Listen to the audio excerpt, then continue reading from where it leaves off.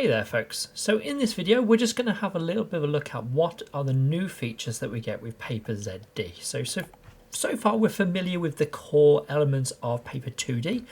We understand that there are sprites, we understand that there are flipbooks that can be animated, they're all coming from our textures, and in the future we can have a look at tile sheets and tile maps as well for our world creation. But previously it was a little bit difficult to be able to actually get all these things, all of these flipbooks, get them together and go, okay, well, which one of these things should my character use? Which one of these animations is my character actually running right now?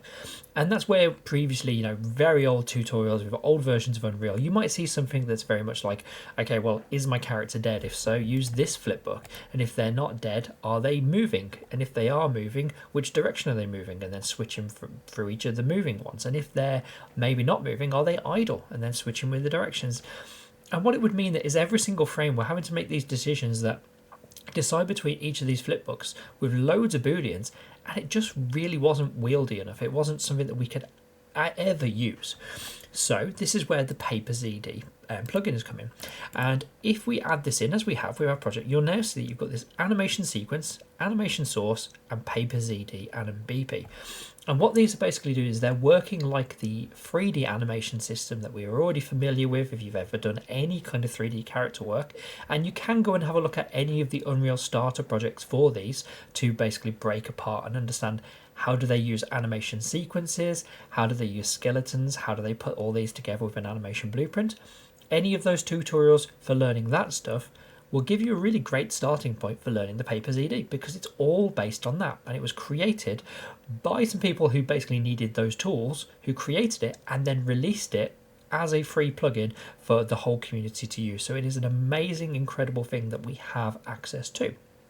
Now, what do we actually have here? The animation source. I'm not going to read all the text that's there, but the easy way to think of this one is think of it like it is the skeleton. The skeleton that you would have on a 3D character, where you would say all of these skeletal meshes all use the exact same skeleton.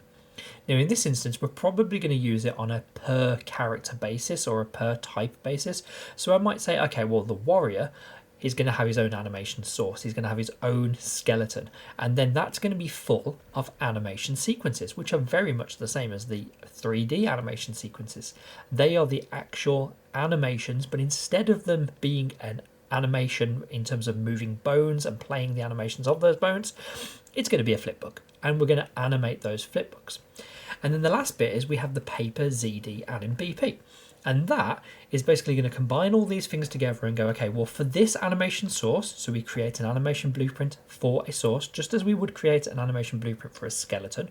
We're going to create it for the animation source, and we're going to use things like state machines and the different states and transition rules to determine, should we be using this sequence or that sequence, which one of these ones should we do?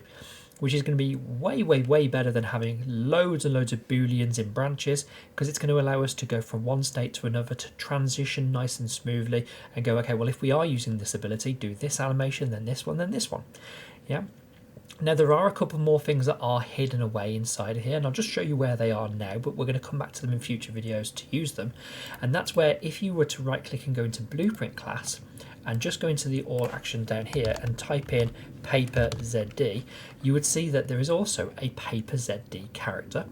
There's the Paper ZD anim BP that we're all already familiar with, and there's also a bunch of Paper ZD anim instances and notifies. So again, if you are familiar with 3D systems and how to add a notify, an animation notify, onto a 3D animation, there is a version in here that allows us to do the exact same thing, but playing them for the animation sequences, which use flipbooks, which means we can do specific events, play sounds, play particles, and things like that at particular frames, particular points inside of an animation. So there's a load of extra stuff that's hidden away in here. We're going to come back and we're going to understand this a little bit more as we go through each of the future videos. But now what we're going to look at is how to set up this Paper ZD character and all of the sources, sequences and stuff to get this working, to have our own character running around in the level. Thanks for watching, folks. If you enjoyed this video, then please consider subscribing to access more of my Unreal Engine content.